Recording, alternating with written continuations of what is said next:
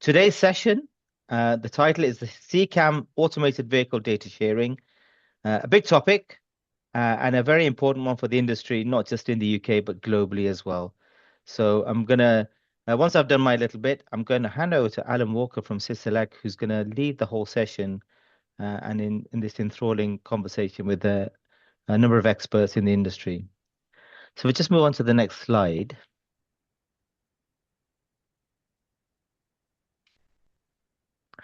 So AESIN, for a long history of its time, has been representing the automotive electronics industry in the UK.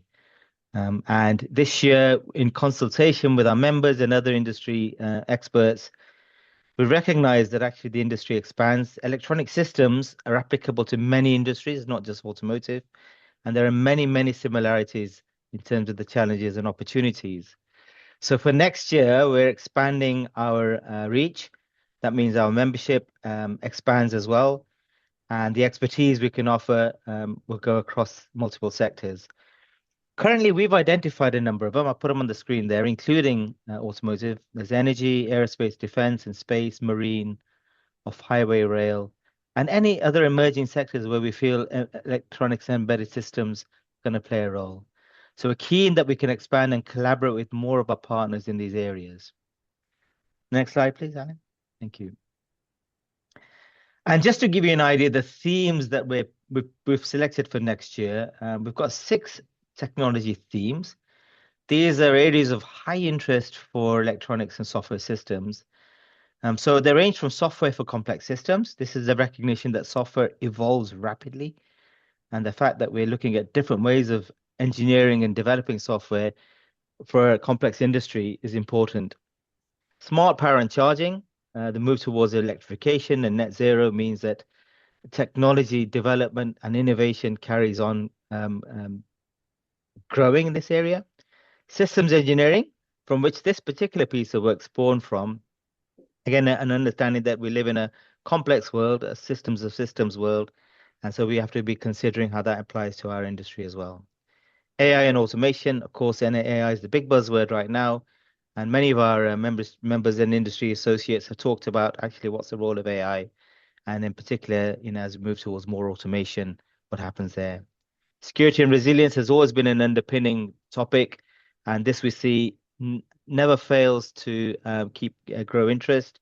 It's a growing space. People still have challenges. We've seen lots in the news, and we believe that there's an interesting space where we can have conversations there.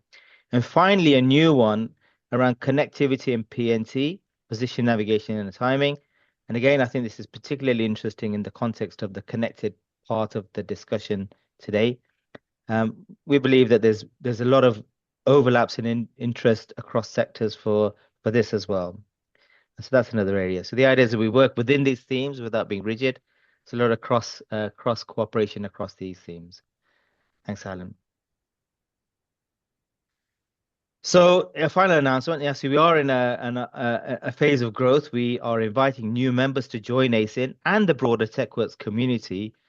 And if you're interested and those areas resonate with you, then please drop me an email. You can see my email there. We will share the slides afterwards.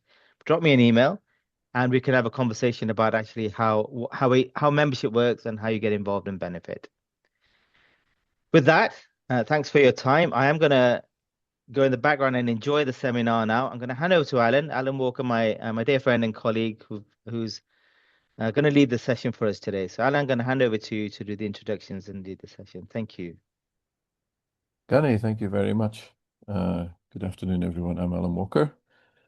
So let's get straight on to what we're doing today. So I'm shortly going to introduce our 3 presentations and the presenters of those, and we're then going to move into a panel discussion at the end with all of the presenters. So first request to everybody online, please use the Zoom chat function at the bottom of your screen to enter any questions, and I'll do my best to keep abreast of those questions and challenge the panel with your questions at the end. Please also, if you would like to, feel free to introduce yourselves in the chat, and if your organization's involved in this topic, then please do either put in a link or make a note of anything that you'd like to tell people about. So, connected and cooperative automated mobility, automated vehicle data sharing. That's the theme. And the first presentation we're going to have today is from my colleague at Syselek, Graham Lee, and from Luca Arnaboldi. Luca is Assistant Professor of Computer Science at University of Birmingham and also is the founder and director of Zeroth Research. And their topic is going to be unlocking CCAM data value from reluctance to incentive. Over to you guys. Excellent. Share my screen.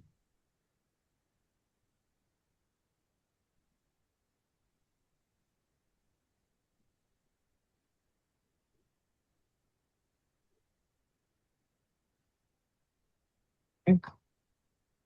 You see my screen okay? Yep. Yes. Although we see the outline slide. The outline slide, sorry. There we go. To trigger happy. All right, afternoon everyone.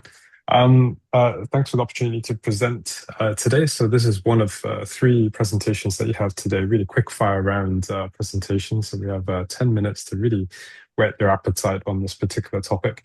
So I have the pleasure along with Luca to really set the scene for this topic and hopefully generate some interesting questions in the Q&A. So the title of the presentation, Unlocking CCAM Data Value from Reluctance to Incentive. Quick presentation outline will really highlight what are the different stakeholders within the ecosystem and within the supply chain. What types of data are we talking about within this topic?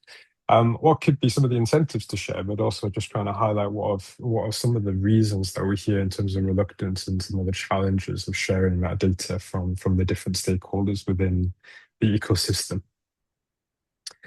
So let's start from looking at stakeholders. So I come from a more developer background. So when we talk about CCAM with me, I typically start with thinking about component suppliers. So thinking about hardware component suppliers, software component suppliers, which ultimately get integrated into vehicles. So working with OEMs. And if we're talking about AVs, then if we're looking at deployment of AVs, then there's sort of the element of the service operator. So that's usually where my brain starts to work. But of course, it's much broader than that. The landscape is much broader than that, and this is sort of a snapshot of that. This is not necessarily completely comprehensive, but we have other players within that supply chain as well. So tool developers, which are supporting development. We have, of course, road management operators, which of course have to work in unison with these vehicles being deployed. Any comms infrastructure to support some of these AV functions, all the way through to policy regulators, and of course, never forgetting the end users and the general public who may not be users but are impacted by these new services and technologies. So as we can probably agree, it's quite a diverse set of stakeholders.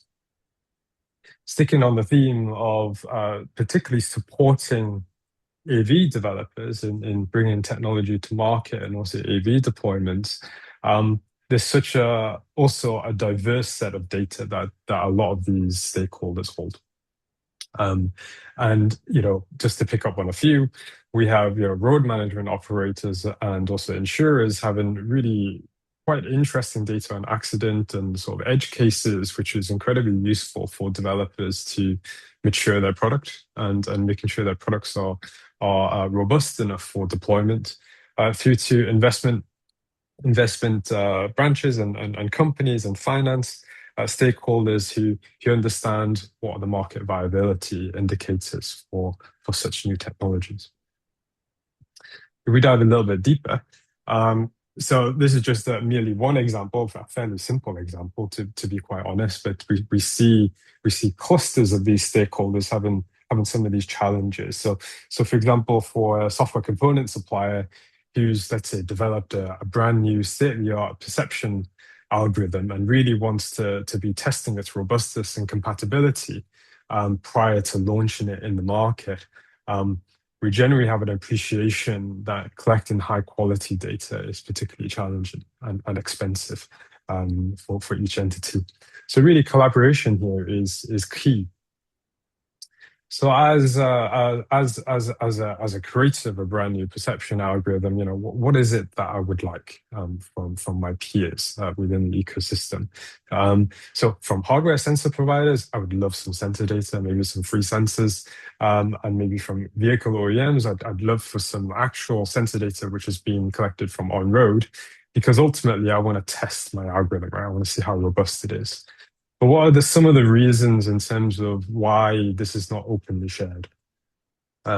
Things we've come across is things like, who's going to own that data after it's been processed? Yeah, who's going to own that?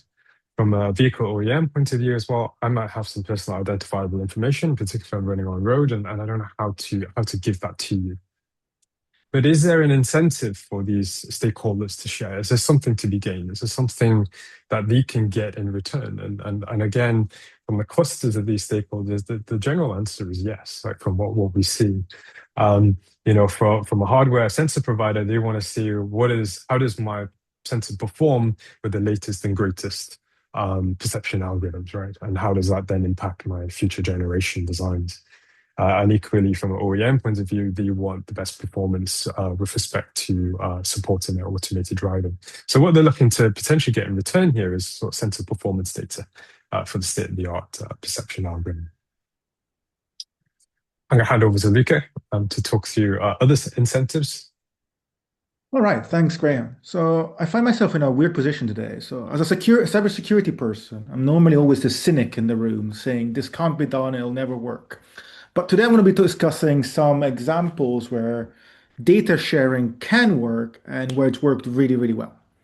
So to begin with, I wanted to discuss kind of on a use case where uh, data that is very sensitive has been successfully shared and where there is a model where this data can share and benefit all the different stakeholders in a way that is secure and trusted. This is, of course, Tachem. If anybody, most people in automotive will be familiar with them. If not, this is a not-for-profit trusted intermediary that is actually funded by the stakeholders, however, remains neutral. It acts as a trusted intermediary between OEMs, insurance, and law enforcement. And the key is that Tachem never competes with anyone else in the ecosystem. So they are just doing the research for their own sake. And then they provide confidential vulnerability disclosures. They can share sensitive security issues with OEMs. Everyone contributes and everyone benefits. So no one loses a competitive position, but everyone is able to share data. So this can look like attacks on vehicles, reasons why the vehicles are being stolen, weird edge cases where something seems to be going wrong, and then Tachem figures out why. And that benefits everybody else in the ecosystem. And while so far this has been sticking to kind of security vulnerabilities and issues with the vehicle, I think we can all see how something similar could work with CCAM data. And this model has been working for 20 years, so it's kind of tried and tested. Graham, can we go to the next slide? And so, yeah, Graham mentioned a lot about incentives. And I think that's kind of what, whenever I hear this discussion about CCAM data sharing, it's the first thing to come to mind. It's like, yes, I have a rich training data set for my sensors. What on earth would I share it with a competitor? And I think that's why I kind of focused on this example with Tachem, because the results speak for themselves, right? The OEMs get early warnings of theft trends, so they can get guidance on putting in countermeasures for vehicles before the problem escalates. Insurers get accurate risk ratings, so they can say that it can reduce fraud claims, etc. And consumers get more secure vehicles, right? So that's what we all want. We don't want our vehicle to be stolen outside our house. I don't see anybody in the audience that has a specific kind of car that's very easy to steal. So I won't mention them. But what's most impressive is over 20 years, there's been a 67 reduction in thefts, which is, an amazing result. And the success factors for this were quite interesting. They were a not-for-profit status of Tachem to build trust. There were confidential disclosures directly to the central body and then shared after everything was fixed. And then the outcomes aligned for everyone. And the key lesson here, in my view, is that when structured properly, data sharing can create value for everyone. More importantly, it can do so securely whilst respecting all the laws. And in my view, a model such as this or something slightly similar could very well work for CCAM data. Now, I also have some technical solutions that I can suggest for this. But before I go into that, I think Graham is going to continue with some further examples. Yeah. Yeah, so looking again, thanks, Luca. So this slide is very much looking at what are some of the other reasons for people saying they don't want to share data, or their reluctance for sharing data. What are the challenges? I'll go fairly quickly in the interest of time and hand back to you, Luca. The number one is typically around commercial and IP. And sensitivities around IP. That's of course understandable. A close second is probably data value blindness, in terms of really not understanding the value of the data that you hold, and unable to actually calculate the value of that data. So, in some cases, it's just easier not to share because, I don't know what the value is. So I don't want to give it away for free, or, I don't know what to trade it for. Data privacy concerns we touched upon a moment ago. We also hear a lot around methods and processes, a secure method to share data. I want to always control my data. I want to make sure that I have data sharing agreements in place and a method to create those data sharing agreements, so I can always control my data and understand what the liability may be and my exposure. That's a little bit of a hint in terms of maybe what the next talk may be about. I'm going to jump to the very final slide just for you to wrap up as well, Luca. Sure. So, like I said, as I mentioned, there's often cybersecurity is often seen as a blocker. Oh, we can't do this because cybersecurity. We can't do this because of privacy. But actually, in this specific case, I think some very, very valid solutions exist. For example, I've done some previous work with Syselek, funnily enough, looking at GDPR compliant video anonymization, where you can anonymize all the data that might be considered private, and you can share the data set once being anonymized. There is also federated learning component frameworks where you can train AI models without centralizing any of the raw data, and then keep data at the source, so you can share results in raw data. And I think that's what I'm going to mention because I know the next slide is going to be a lot about this. And then finally, there's also synthetic data generation. I think all the value propositions that Graham shared, we can also see them as we can also do this with synthetic data. So we'll never at risk of sharing stuff that might expose real individuals. And what I want to make it clear, without going into details into any of these, is these aren't theoretical. These are being deployed right now. They exist in other fields. They are able to handle the current situation we're in. And like I said, privacy and innovations aren't opposed. They're compatible. They just need the right technical approaches. What we do need, though, is some sort of framework to implement this and to make sure that the stakeholders all buy in and work together to ensure this works, because this solution will never come as a single OEM doing it or a single tier one supplier. It needs to come centralized from someone managing this. And I think that's all I have to say. Hopefully, it leads us some discussions for later. And I think we're passing it on to Erik, unless Graham wants to conclude with that. No, all good. Thank you, Luca.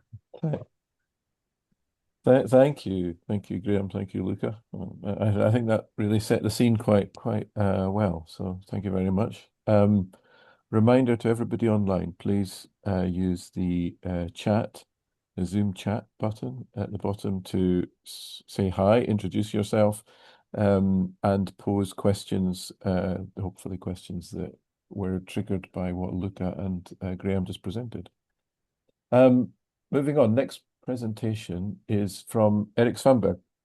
Erik is the research leader at the Safer Vehicle and Traffic Safety Centre at Chalmers University.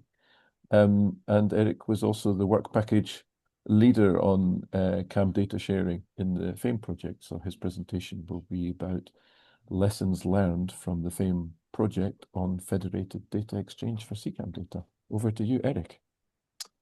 All right. Thanks. Sorry about this.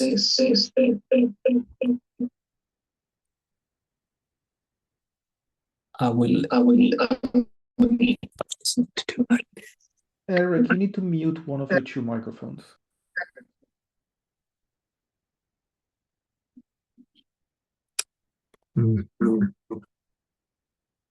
Sorry for this.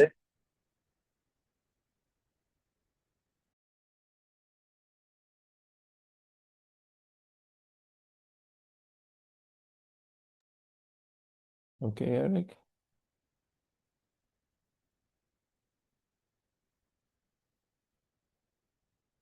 We don't hear you at all now, Erik. Now I need to. I have some problems with my microphone. That is the main problem for me. So now I will try We to. hear you perfectly now. Yes, very good. Then I will try to make sure I can share the screen. Sorry for this.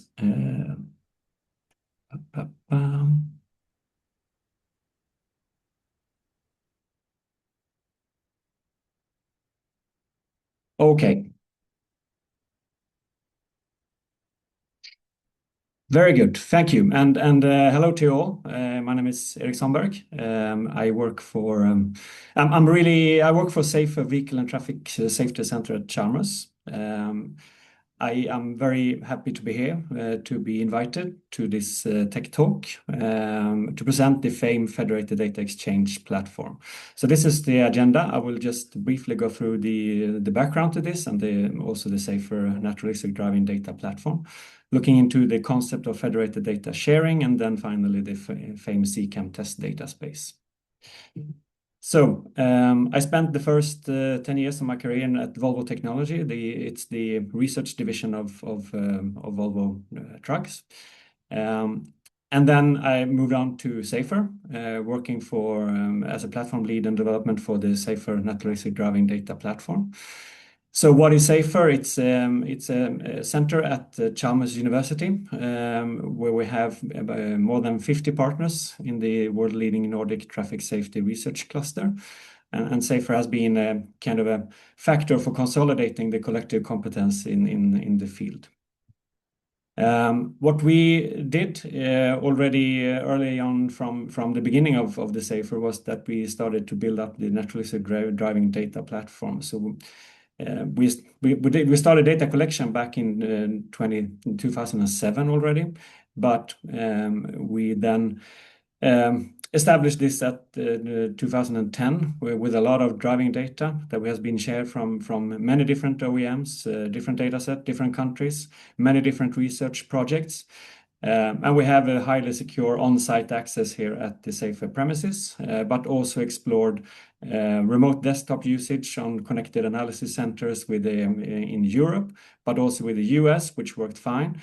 We tried even with Australia, but then the latency got a bit too much with 300 milliseconds one way.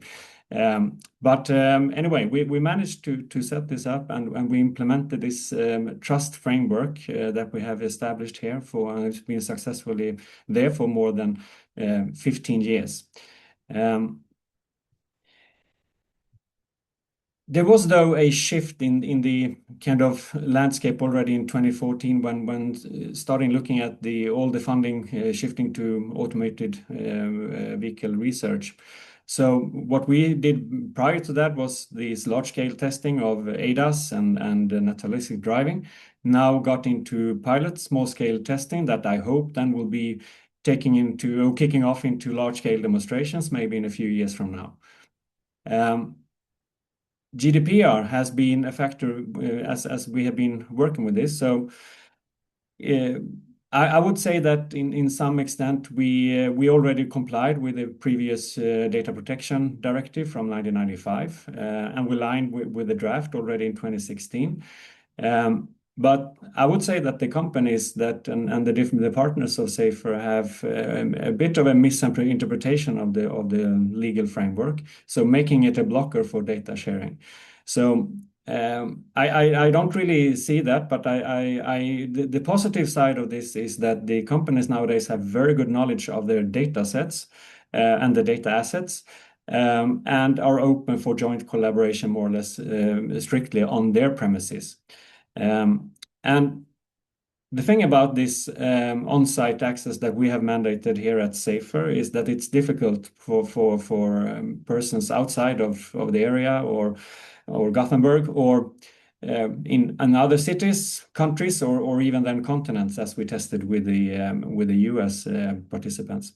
So we tried the remote desktop approach, and it worked quite fine, but it was costly and not giving the performance needed for advanced analytics. In 2020, the European data strategy was presented, and the problem from chapter 4 is something that really looks into what has happened, has been the realm of automotive industry, the lack of economic incentives, lack of trust of the usage and in terms of the contracts, and fear of misappropriation of data by third parties, legal clarity, etc. So this is something that has been already always around us, and I think from the automotive side, this is definitely so. So what we see then as different data sharing approaches is, of course, you can exchange data by exchanging data by media or online file transfer. You can have this on-site access or remote desktop that I mentioned. The data will still reside within the organization. And what we see then is the concept of federated data sharing, merging these two approaches. So the practical application of the federated data sharing is a data space. So it's a digital infrastructure where you have common terms and principles for data access and interfaces formats. And I see that this has the potential in unlocking relevant data for CCAM research and development. So trust is then, of course, even important for this, and something that really needs to be respected, and the onboarding is, of course, very important. The key component here is the connector that connects between the data provider and the consumer. And for the data provider, it's the interface towards the backend data services. So everything of this builds on the data sovereignty, which means that the data provider always have control over the data and the data assets and what is being shared with the data consumers. So then going into the FAME project. FAME project was started in 2022, and we have worked with the European framework for testing on public roads. So we have many different components that I will not go into detail here, but the basis is the taxonomy. We need a common language when we talk about the CCAM. We have the European Common Evaluation Methodology that was developed in the project, and we have recommendations for harmonized testing procedures and conditions in Europe. So the pillar that I was involved in is the data pillar, where we started developing or upgrading the CCAM data sharing framework, which is a document where you have lessons learned, best practices from data sharing over these 20 years that we've been working with this data. We have data metadata descriptions, best practices for that, data protection recommendations, procedures, data sharing agreements, what to take into account.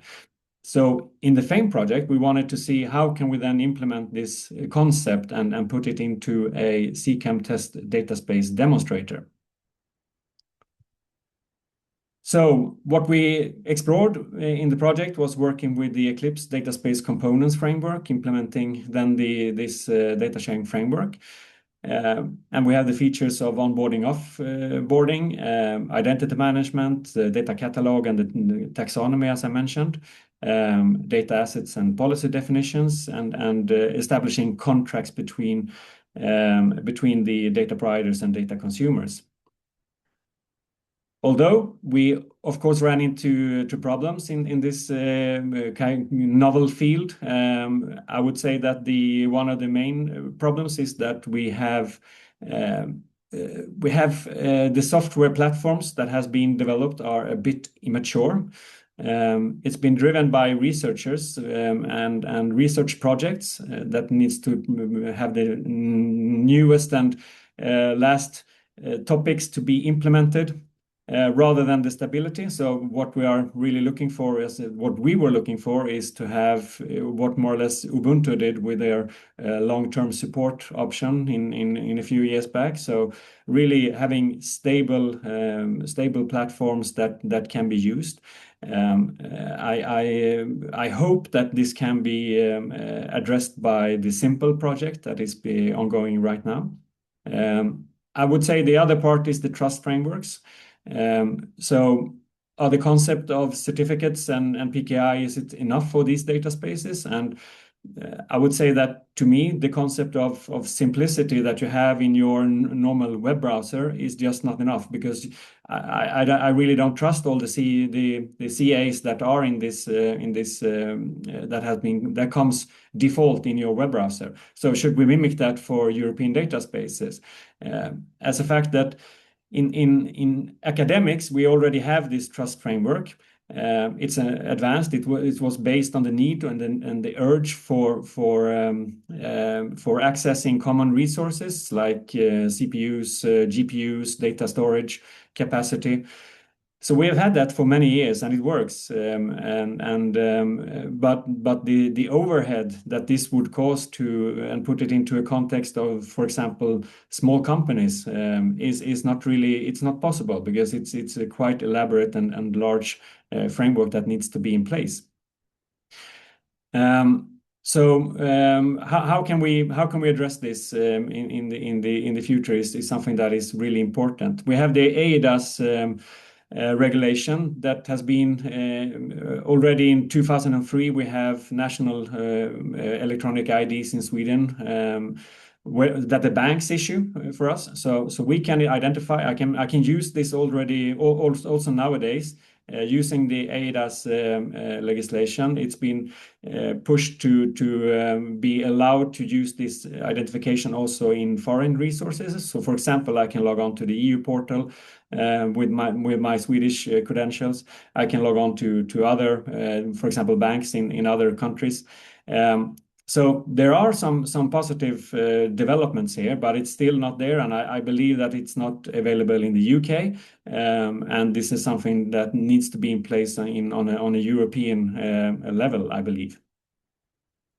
So what we did in the CCAM data space, what we tested first was the approach that I see as the kind of the approach that we should see, having the data space authority and different connectors being working in an online environment. This was not possible due to the hurdles that we had in the project. So we actually put and moved the connectors inside of the data space, and then allowing the participants to handle the security to their backends.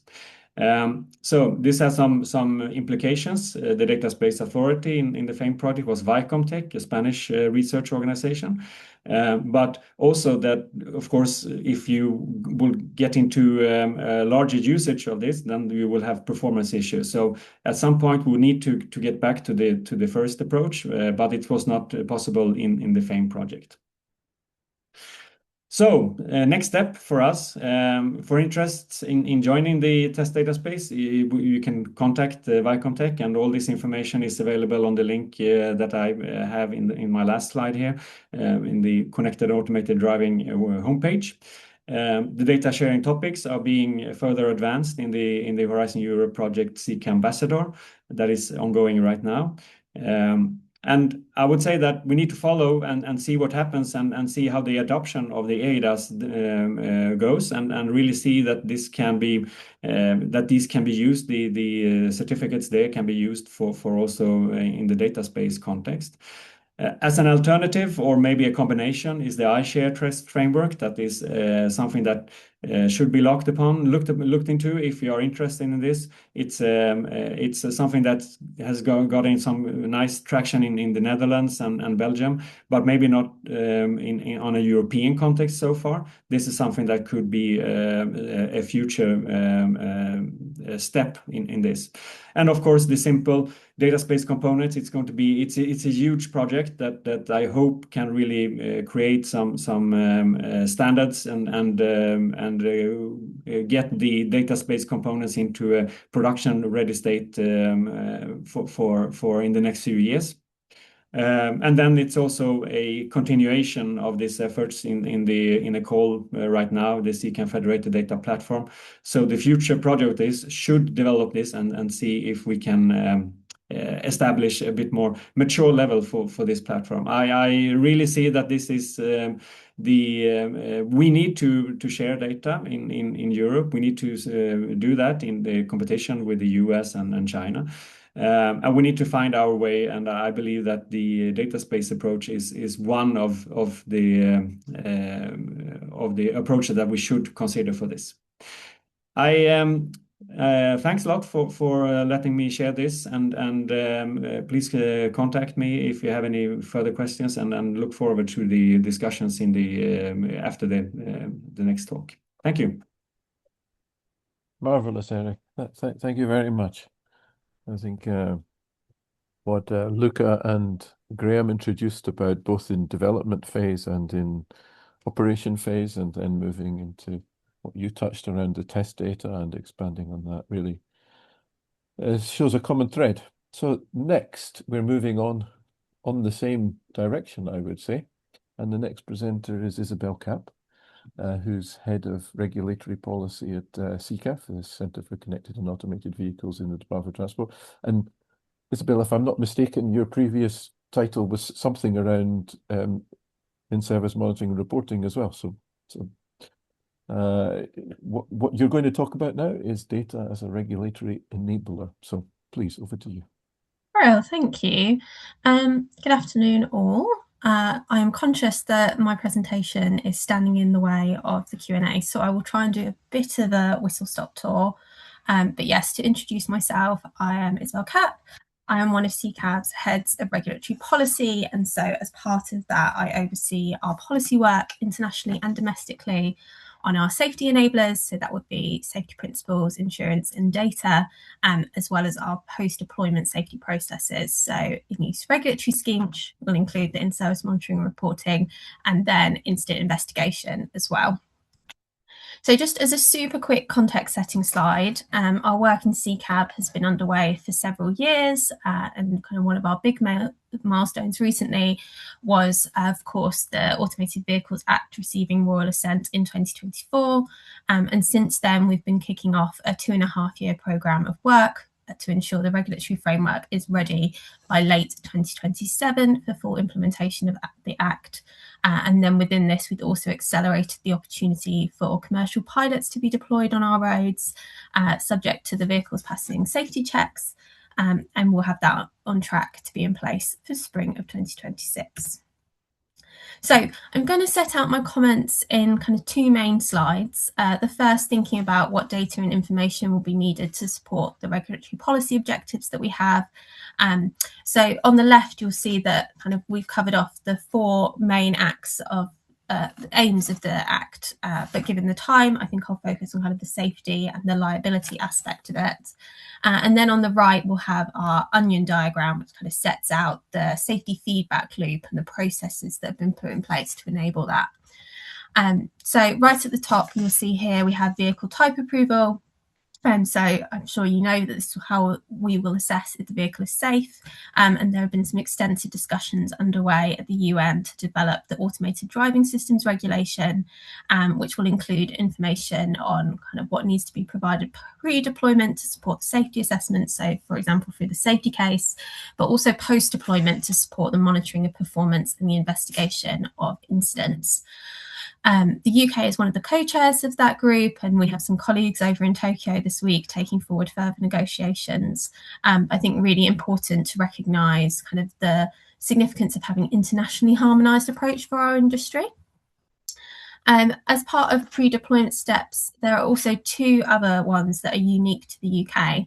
And so these relate to 2 new regulatory bodies responsible for the vehicles driving safely, and so are key to enabling that shift in liability away from the human when the ADS is active, because they will be a passenger, not a driver.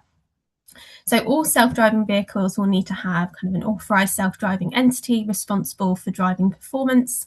And then for vehicles that can drive themselves for the whole of the journey, so which we'll call no user in charge vehicles, which are broadly equivalent to level 4 in the SAE levels, if you know that better, they will have a no user in charge operator who are responsible for non-dynamic driving tasks. So for example, roadworthiness insurance. So the authorisation and operator licensing steps we have here, within the Act, we have some powers to make further regulations which could set specific requirements either on all deployments or conditions on certain deployments. And those powers will be quite important for enabling the gathering of kind of further information and data that is relevant to deployments and safety assurance within the UK. And because of that, we expect that they'll kind of build on the requirements of the ADS regulations, international harmonisation first, and then UK-specific considerations second. So, for example, the ADS reg will require the storage of data for when the ADS is activated and deactivated within the data storage system for automated driving. We think that data point will be very important for enabling incident investigations, as it is kind of critical in establishing if the human was in charge or the vehicle was driving.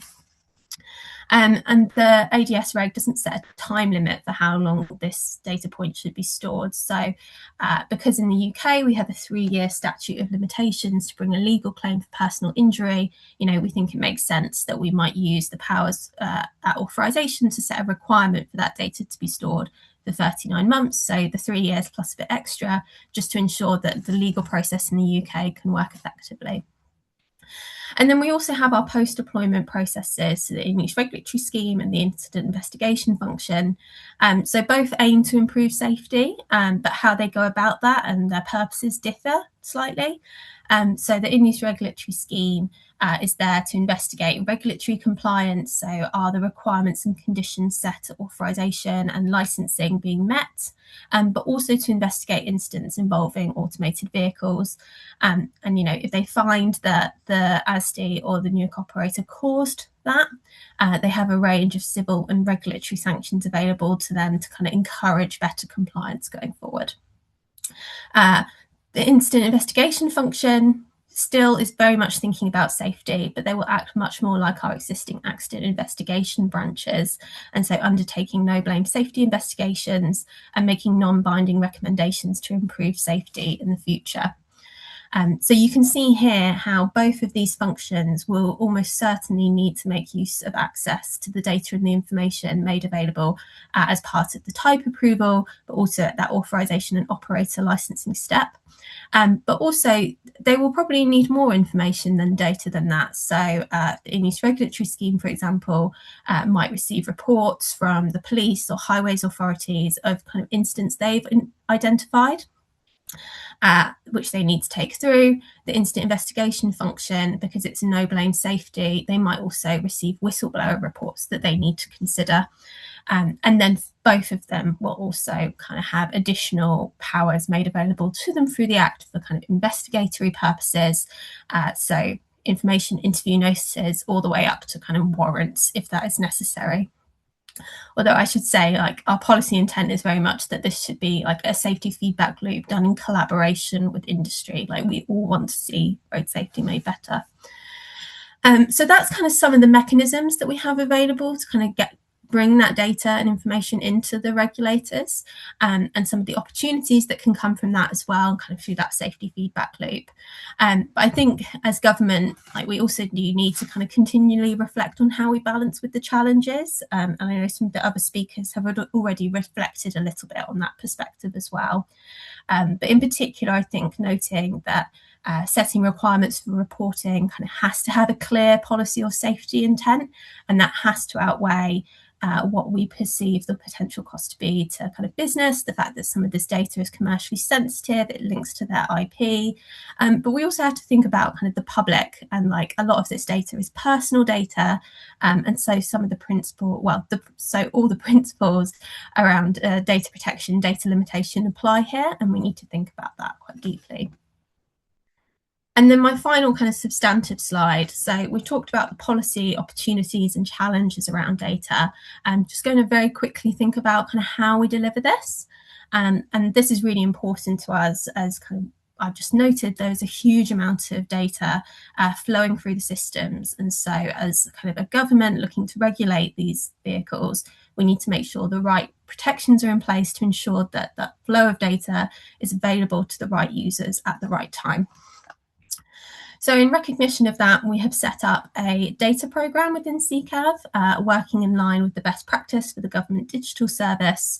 Our first step in this process will be very much undertaking a programme of work to identify the potential gaps in data and information management processes required for the safe deployment of AVs, but then also really thinking about kind of what do users need in terms of data reporting, collection, processing, storage. And so as part of that, we need to have a consideration both around the opportunities for efficiencies and improvements that can be made in systems, but also the risks that we need to manage through our processes and kind of that consideration around data limitation, etc. And then finally, I won't really speak to this slide, but it feels like an incredible opportunity to just very quickly plug our recently published call for evidence. If I do say so myself, I'm incredibly proud of the team for putting this together. It took a lot of work. It is an incredibly extensive call for evidence covering almost all the areas of our regulatory framework. It closes on the 5th of March, so you have plenty of time to give it a read and consider if you have evidence to share. I cannot stress enough, there is no expectation to answer every question. I think there are a few people in the world who are an expert in all of the topics that we're covering here. But if you do have views or evidence you can provide about certain sections, that would be incredibly welcome. If I can, the online survey is hugely helpful for us because it creates a lot of efficiencies in processing on our end, but we recognise that people do still like to send us in via email or even by post. So I've also included the details for that as well, and I'm very happy to pop it in the chat for people later. Isabel, thank you very much. That was tremendous. Maybe you could put that, it said online link, but it didn't actually have the link. So maybe that could you could drop that into the chat for everybody. Thank you very much. That was absolutely excellent. And I think it was a lovely sort of timing piece to kind of work through what happens through development right the way through to what you're doing, even as far as incident investigation. So please, reminder to everybody, questions for the panelists, for all the speakers, to please drop them in the chat alongside any introductions that you'd like to do. So I'm gonna pose those straight away. I had written down lots of questions, but I'm not going to take chair's privileges. I'm just going to start relaying the questions that became straight away. So Richard Miller from East Lothian Council in Scotland pointed out that local road authorities, and I guess as well strategic road network authorities, have quite a lot of data. How do we bridge the gap between the road operators and those who are both developing vehicles, so ASDI, and I guess as well we would think operators as well, NUICOs. So I'll start off. Isabel, you were the last to speak, and you've got quite a lot of familiarity with authority, so maybe you could pick up your thoughts on that one.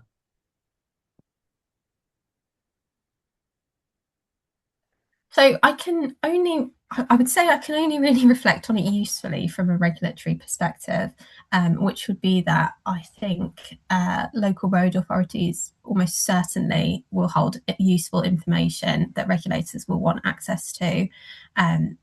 We will want to do it in the least burdensome way as possible, because I know that you are incredibly busy. But I think just in terms of thinking about identifying incidents, and safety relevant information as well. So it's not necessarily just a collision, but our safety investigators might also be interested if there is kind of a part of your road network which sees a lot of near misses, a lot of harsh braking. That is a useful intel point that we might want to look at. I would say that probably a good way to think about how that can come through easily would be through kind of the data program that I just mentioned. Like, it sounds like those local road authorities will almost certainly be a user of that, and we need to think about how they connect up to kind of reduce that burden to be providing that evidence. I'm very sorry, your actual question was about how OEMs would work with them, and I don't feel very well placed to answer that. Isabel. I mean, I think it's probably interesting. I reflect on the fact that Blue Cruise was launched in the UK by Ford, but if you think of the opportunities that National Highways could have provided to support Ford with that activity. And having been a former Ford development engineer myself, I kind of see that as a missed opportunity. But in the interest of time, we'll move on to the next question. So Alan Gentle from Vsauce has pointed out, he said, thanks for the interesting presentations.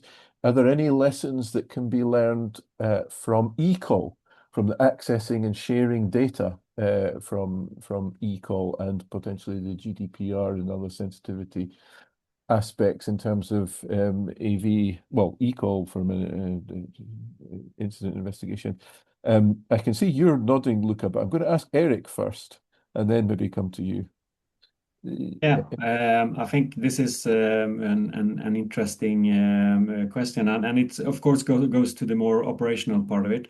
The eCall would be sensitive personal data, which means that it's really needs to be dealt with care, and so I would say that I haven't touched upon these topics as the part of the Safer platform, because this is data that would not be shared and shouldn't be shared in an easy manner. So we really need to respect this. This goes also to accidents for future, more or less what Isabel mentioned as well. If we have accidents with automated vehicles, this is going to be something that going to need some serious thoughts on how to deal with this data, because there could be quite sensitive material in this part. So that's my really that we need to think of how to manage this with care. Thanks, Erik. Luca was nodding, and I know Luca's got some perspectives on the security. I was nodding because I thought it was a very good question. And like Erik, unfortunately, I don't have insights on exactly how we handle eco. But yes, I think that's exactly the kind of data where you would never want to share the raw data of the emergency. But I could easily see a shared of common places where accidents happened, etc., as actually a type of process data that would be great to share.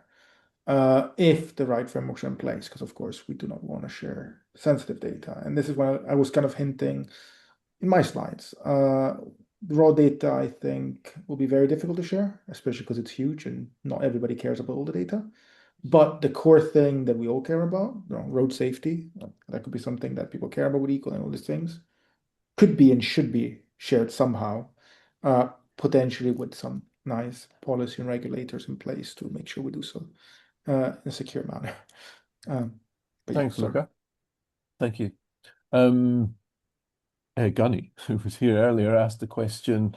He asked, from a federated perspective of data sharing, what resistance have we seen from people here framed as joining the community, but let's say signing up? And it was directed at you, Erik, but maybe before you answer, Erik, I know Graham kind of kicked off the topic with barriers, and I think one of the biggest ones you highlighted was the fact that people value data, but can't necessarily monetize that value. So it's an obvious one. Any other resistance? No, I think that's just to reiterate. I think that's one of the key barriers is understanding the value of what you have, right? And one of the common ones that we often see is how to share it. And I think from Erik's presentation, and partly through Luca's presentation as well, with federated architectures, I think that starts to lower that barrier in terms of the ability to share in a secure way where you still retain that control.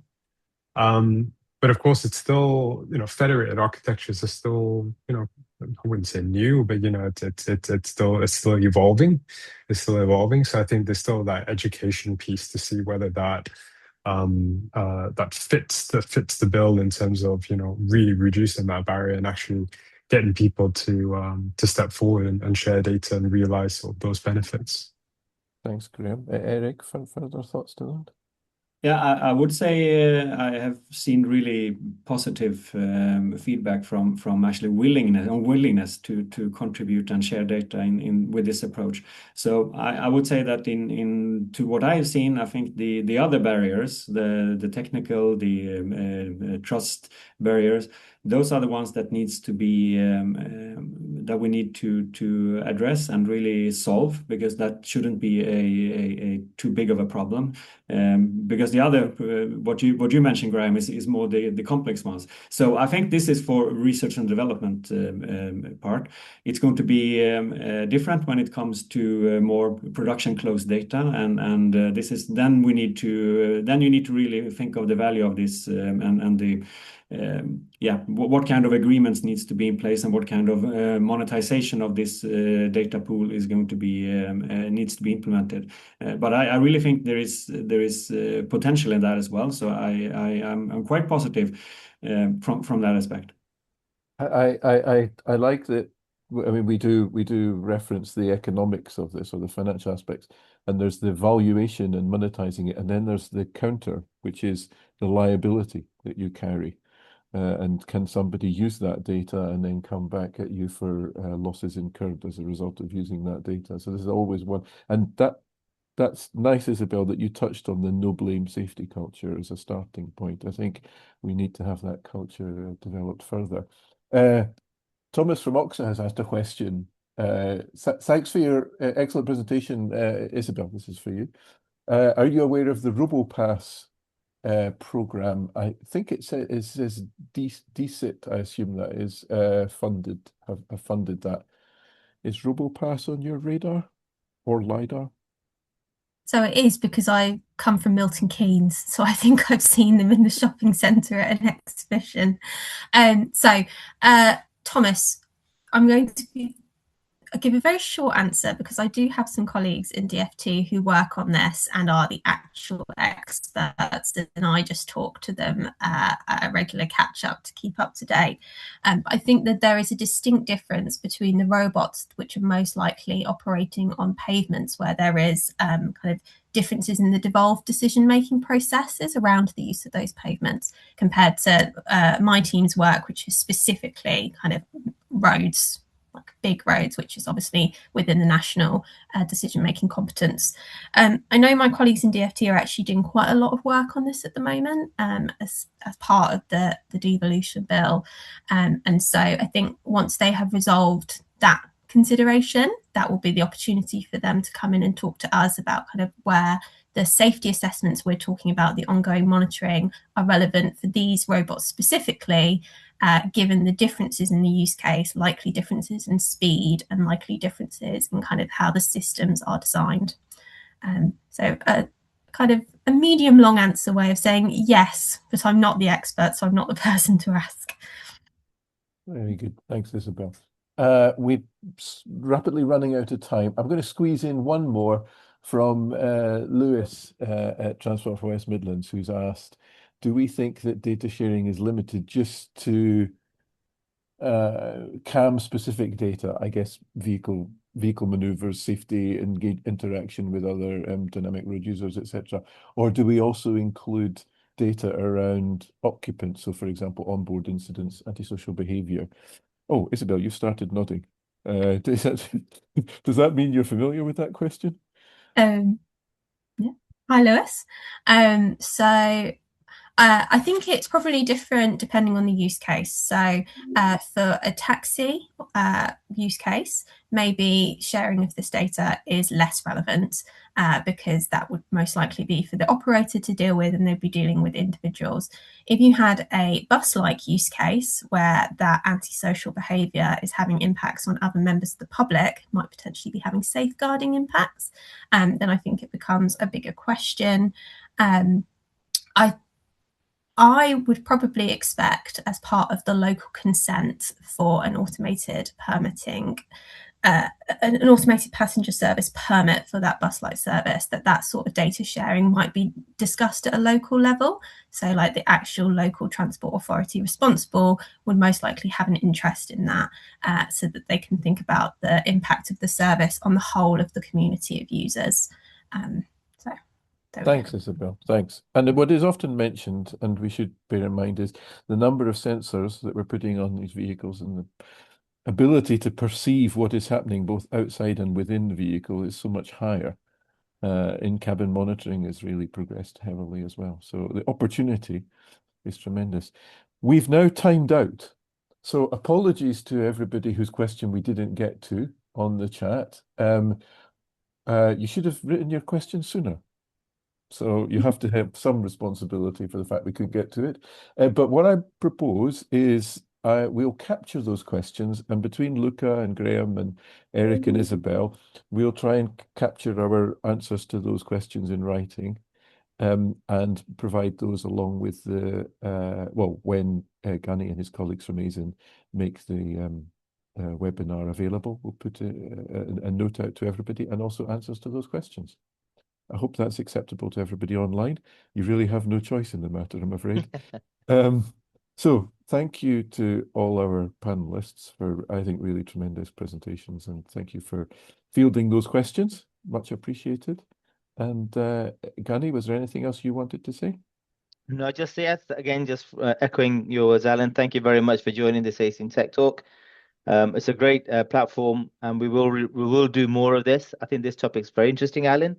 I think we should have a follow-up next year as well. So it'd be great to keep this discussion going.